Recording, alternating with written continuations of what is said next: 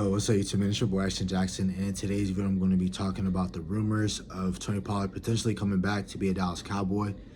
And second, I'm going to be talking about the two picks the Dallas Cowboys have been awarded with for the 2024 NFL Draft. So before we hop into the video, I'd appreciate if you guys would like the video, subscribe if you're new, comment and share my video with anyone who you think will enjoy my content. Of course, if you are new to the NFL scene and you don't know what compensatory picks are, or if you're a veteran, you've been talking, you've been around the NFL a lot, or you've been doing content a lot, or whatever the case might be, you just call them comp picks. But essentially, the way NFL teams can get compensatory picks are in two ways. One, if a team loses more key free agents than it gains, that mismatch will be factored into a formula by the league. Draft compensation spanning as high as the end of the third round and as low as the end of the seventh round. So again, if you lose like a first round talent and he gets picked up in free agency, he gets a nice contract, you can get a third round compensatory pick. Second round selected pick, get a fourth round pick. Third, fifth, fourth, sixth, stuff like that, Another way you can get compensatory picks, teams also get a special compensatory pick in the third round in consecutive drafts if they lose a minority coach or executive to a head coach or general manager position with a different club. The Niners and Rams they get special comp picks. So if you think about it, the Niners have minority, Mike McDaniel that went to be a head coach for the Dolphins. So they got a third round pick. The Rams, same thing. They have defensive coordinator Raheem Morris get a head coaching job with the Atlanta Falcons. I'm trying to think about else. Oh, yeah, Niners, they had Robert Saleh, who went from their staff as a defensive coordinator, went to go be a head coach with the New York Jets. So a lot of great things that those two organizations are doing. But the Dallas Cowboys did get awarded two compensatory picks, and they got those via losing Connor McGovern, and they got it losing it via Dalton Schultz. Information I just gave you with the two ways as to why we got those compensatory picks and why we lost those, or why because of losing certain players. We get one at the end of the fifth round, and we get it at the end of the sixth round. The only reason why I'm talking about these picks and even discussing it is because when you're in an all-in year, you can either use your picks to add to your roster, or you can use these compensatory picks, which are basically nothing at the end of the day. Understanding that, we did have some solid compensatory picks that have been playing for the Dallas Cowboys that prior, or that are on the team that were selected in the compensatory round. And, really what we did last year with our two compensatory picks, we did trade those to get veterans like Brandon Cooks and Stephon Gilmore. If we do something of that sort this year, where we split from those picks and we trade them to other teams to go get veteran help that can come in and have the experience and that can help this team, whether that is getting a tight end 2, getting a running back 2, adding another receiver, adding a veteran corner, adding a safety, adding a linebacker, adding a DN, adding a nose tackle that's been in the league for a while and doesn't need to sit on the bench or learn how to gain weight or anything like that, or learn leverages and everything of that sorts. So I think if the Dallas Cowboys are going to use their compensatory picks, they can either decide to marry it with the pick that they already selected in the first 2 days. So if you had a pick in the first round, which was an offensive tackle, and you want to pair that up with a running back, you can do that with your compensatory pick in the fifth round or the sixth round. If you drafted a linebacker in the second round, you want to get him a young duo, person that could potentially be something, you can use your compensatory pick in the fifth or the sixth round. Same thing, wide receiver. You want to pair it up with another wide receiver or a tight end or offensive line, whatever the case might be. If you want to marry picks with each other, you can. Trade the pick if you want. You can utilize the pick if you want. It's all up to the Dallas Cowboys. But in my opinion, I think if there's something out there where you can get a surefire player that can start for you today, or a player that can contribute for you down the line, be a really solid role player, definitely trade the pick. But if you're not going to do anything with the pick, keep it and draft it and utilize it to its best capabilities.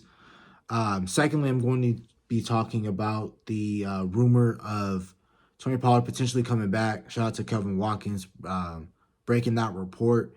And really, what some of these athletes normally do, that if they're destined to be a free agent and things didn't pan out with the team that they just were, And the only time you hear that player's potentially coming back for a team that they were slated originally to be a free agent is if they were expecting their agent and the player were both expecting a certain number to be reached in free agency, and you thought that if you went out and got to another team, you were going to get more money. But in reality, you didn't either have a good season, people thought you were slowed down, or whatever the case might be, or that number you initially thought you were trying to aim for in free agency just isn't going to be there because of what happened to your prior season, or just your market, like the running back market, is very terrible. So they're not going to be giving too much guaranteed contracts out there. They're just saying, forget it. You know, a lot of these players have families and things of that nature. So if Pollard is like, if I can't go get more money, you know, elsewhere, I might as well just stay here and take the money that the Dallas Cowboys are going to give me. Plus, I've been with the team, been with the organization.